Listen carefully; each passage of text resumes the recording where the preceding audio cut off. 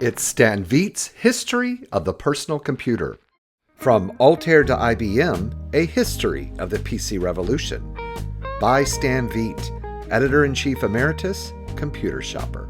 Copyright 1993 and 2026 by Stan Veit and A-Books Creativity Incorporated.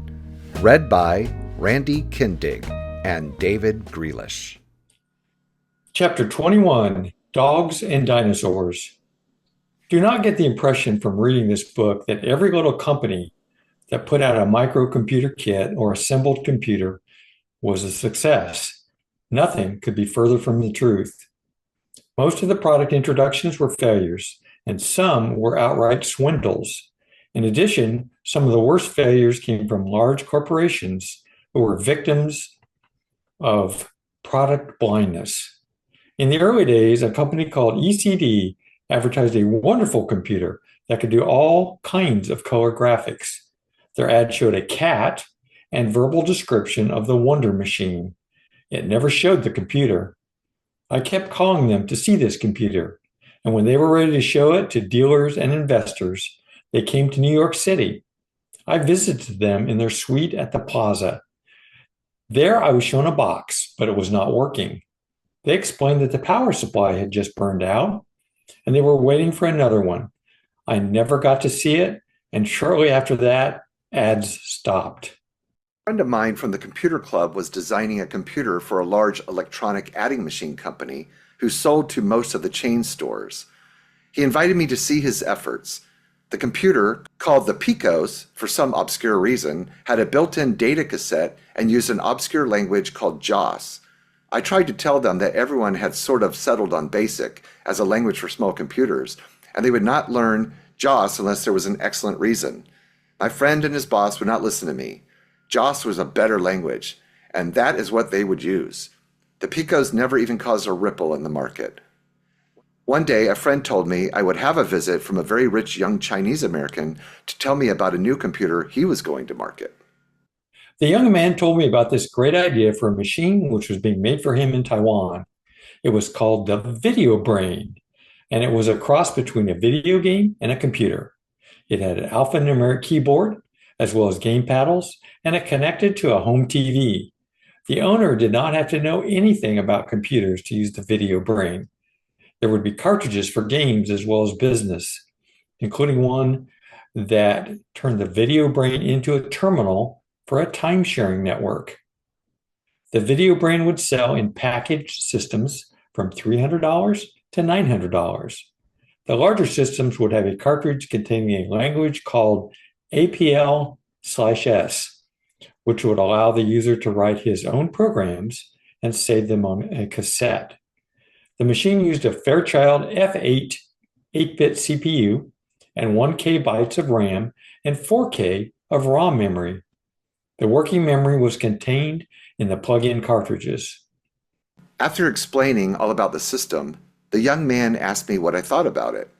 I told him I sort of liked the idea because it was a transition from video games to computers, but I suggested that he use BASIC in place of his own language. I also told him he would have a hard sell because the hobbyists who are our principal customers wanted a computer they could program, and business people would look on it as a toy. As for home video fans, it was somewhat too complex for them. He would have to create his own market. When I asked him what the dealer's discount was going to be, he told me 15%, and I laughed at that. He told me this item was for big retailers, not little people like me, and that was enough margin for them. So I wished him luck, and he left. The VideoBrain never made it, although it was carried in some department stores for a while. There was no service and few cartridges. The young man's father stopped the funds, and the company went out of business. Strangely enough, this same idea keeps reappearing in the industry. It was made by another company called SpectraVision and by Coleco. It has never succeeded. The marriage of video games and computers is not a good marketing idea. They are two separate markets. Although computer fans love games, video fans are not computerists. The Hewlett-Packard company suffered from a very bad case of NIH, not invented here, disease in their first personal computer offerings. The HP 83 and 85 was a self-contained unit with a built-in printer and tape drive unit. It also had a 5.5-inch CRT, which displayed 16 lines of 32 characters. The computer ran BASIC and used HP's own operating system. There were 4 slots at the rear for attaching peripherals. Memory was only 16K, but was expandable by means of plug-in boards. Selling for $2,300 to $3,200, these machines were mainly sold to scientific labs for connection to test equipment via HP's HPIB interface. The HP 86-87 models used a 12-inch CRT and a full 80-column video. They also eliminated the tape storage and used external floppy disks. The most important change was the inclusion of the CP/M operating system. These computers represented an effort to correct the previous mistakes. From that time on, HP only offered well-made computers using the standard MS-DOS operating system. Even experienced computer peripheral companies failed when they ventured into full machine production. Bruce Seals was a highly successful maker of memory boards for S100 computers. Then he designed the Seals PUP. The PUP was to be a small footprint computer made very strong for adverse applications. It would have a Z80, an I/O board, and 64K of static memory. As one of my dealers, Bruce sent me a PUP for evaluation. It was strong all right, you could stand elephants on it. But when I opened it up, I found the boards were made by Zyton, with Bruce's memory. I sent it back. I wonder if he ever sold any PUPs. The computer I had the most fun with was the Compucolor. This large screen computer displayed great graphics programs in full color. It was not a color TV as we know it, but a special CRT with 3 guns in it. To get clear color, you had to keep the RGB guns in perfect alignment. This was not too hard using the special alignment program, but the Compucolor had a more serious fault. The designers picked the audio cartridge as a data storage medium rather than the cassette.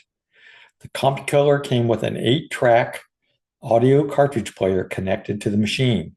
There was no other storage media available at that time. At first it worked well, but in a short time the tape stretch made the cartridges unusable. Another problem was you could not get service on the machine. It cost a fortune to send the machine back for repair, and they took forever to do the work. Compucolor did come out with a floppy disk unit, but by then we had color on the Apple II, and it did not cost $2,500. The Exidy Sorcerer was a Z80 computer built into a keyboard case with a slot for ROM plug-in cartridges. It featured excellent graphics of 512 by 280 pixels, not bad for that time. It had 8K of RAM, expandable to 32K, and a 4K ROM. The plug-in cartridges added extra ROM up to 16K. The cartridges were the same as 8-track cartridges, but inside, instead of tape, there was a ROM board. Cartridges were available for Microsoft Basic, Assembly Language, Pilot, APL, Fortran, and COBOL. In addition, the Sorcerer could use cassette tapes, and there were many games and business tapes available. The video text was 30 lines of 64 characters. A video monitor was required. The Sorcerer also had an S100 card edge connector for connection to an expansion chassis or any single S100 card by means of a cable. At a price of $895, less at street prices, the Sorcerer was not a bad deal, and many were sold until the company withdrew from the market because they had not achieved the success that they expected for this machine.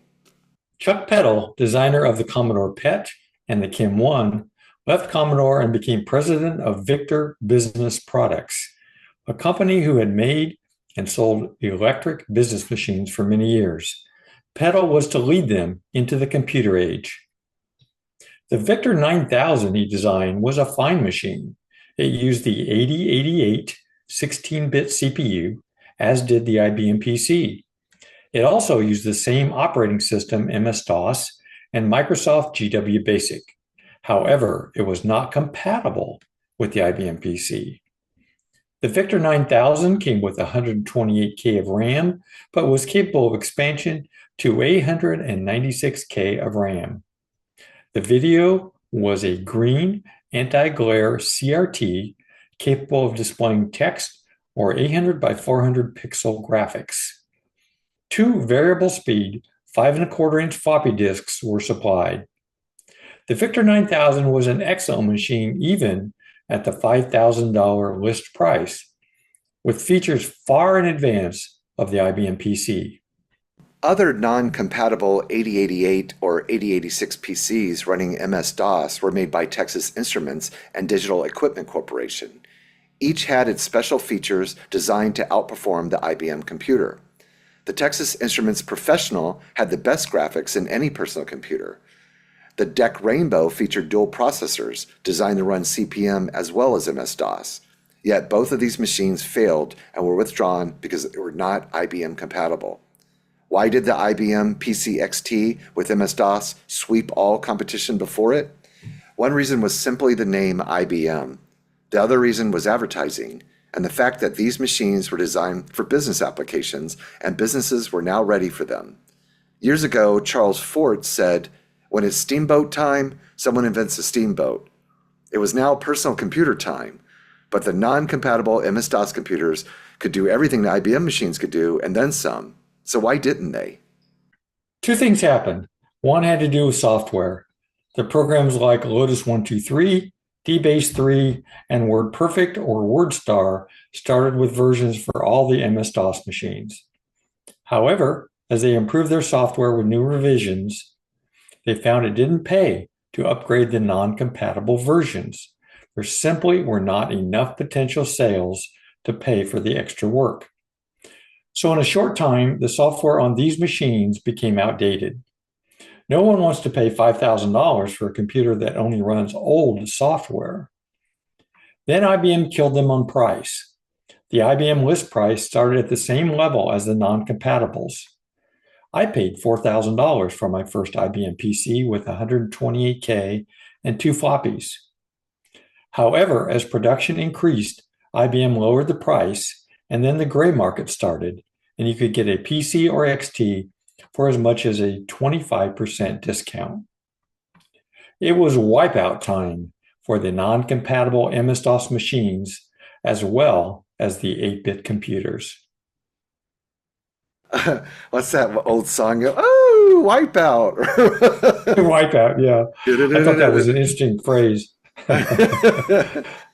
So that was very interesting. I guess here in this part of the book, you can kind of tell these were separate articles in Computer Shopper because obviously he repeated, I think just from the last chapter, right? Where we talked about, a few of these already a little bit, didn't we?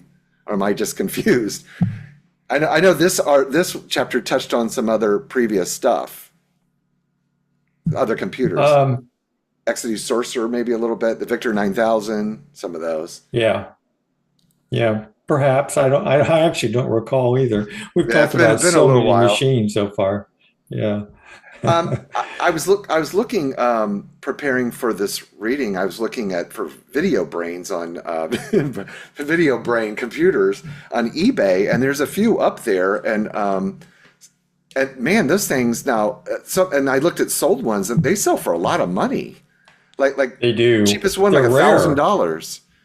Yeah, they're rare to get a working. But I think what was interesting to me about the Video Brain is I just read, people post things all the time in different forums and stuff on Facebook and so on. And someone had posted something like, "This is the real first true computer." And I don't remember a lot of details, but it used the predecessor Fairchild processor to the F8 that the Video Brain used. Right. And I'd heard of the F8 and forgotten about it. And I was like, oh, and then I looked up that one.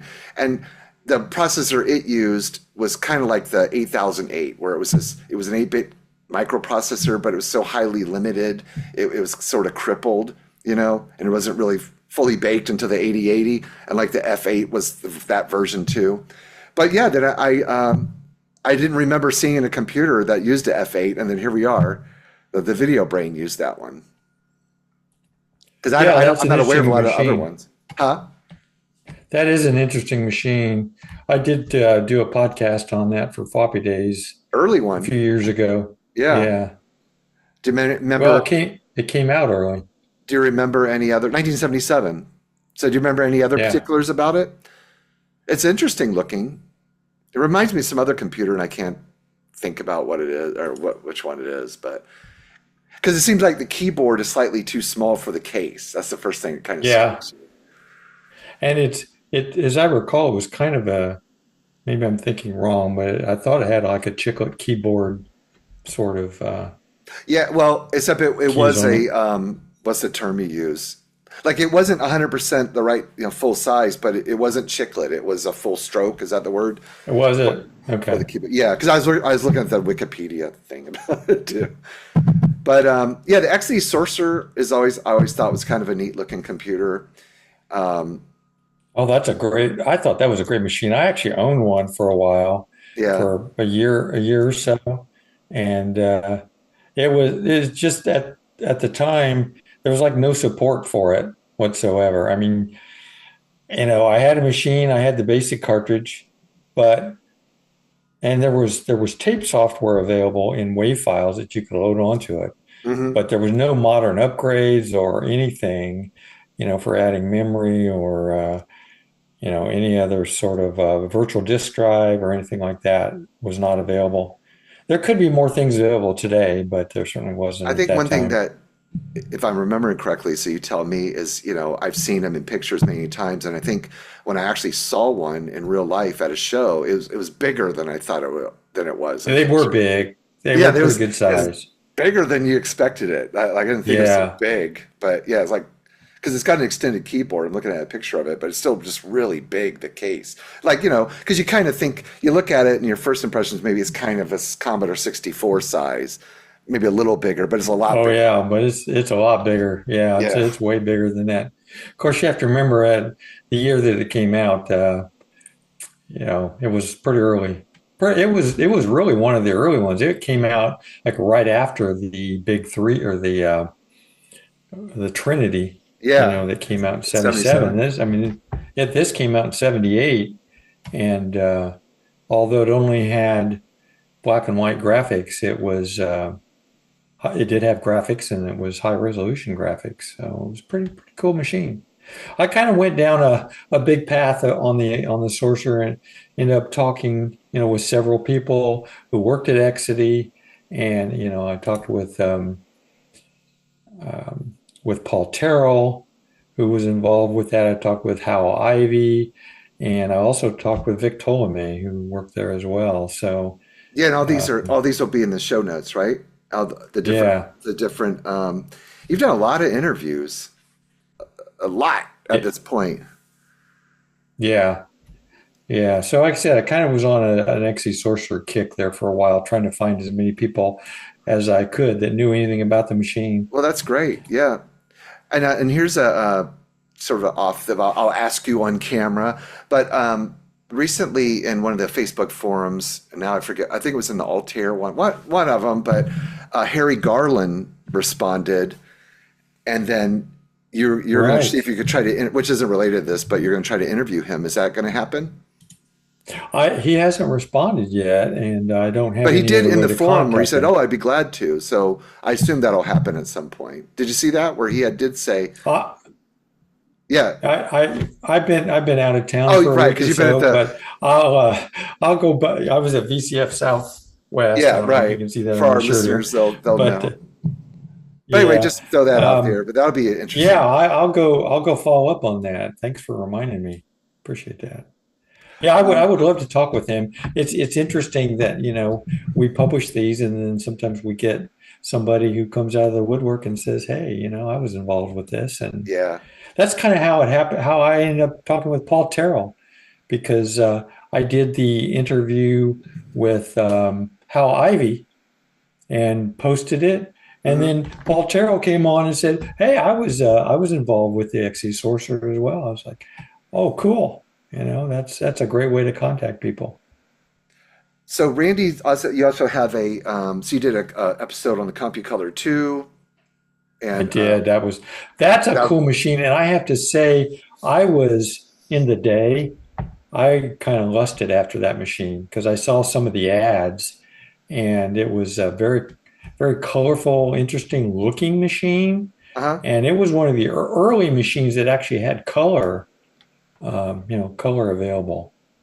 So, And I couldn't find Seal's pup on eBay, but as Stan's article mentioned, Seals was well known for making different S100 boards. So I'll do another quick search before I post it. But so far I put a link just to a Seals 8K static RAM board. People can look at that if you like. But very common, affordable, third party memory board company, S100 company. What else can we mention? Oh, we stopped the recording because we struggled a little bit on that word Zeiton. And so ultimately we looked it up and found out that it's pronounced like Titan with a Z, Zeiton, just like that. So, because it's spelled Xitan, that company. And we're going to be saying that word a lot more in the next chapter. Chapter 22. Yeah. How do you make a company disappear? Because it's about that company. And that's a very interesting one. I remember that one a lot. And I'll do some, because I know there's some even more detailed articles people have written about this company. So we'll touch on that. But yeah, just lots of great stuff here. the other thing I wanted to mention was the HP Series 80. Yeah, please. Once again, I went down a whole path there for a while where I was interviewing anyone who was involved with the HP Series 80. That is a wonderful, wonderful scientific machine. And just looking at it, you can tell it was a scientific machine. Mm-hmm. And I've got one here, but an 85B.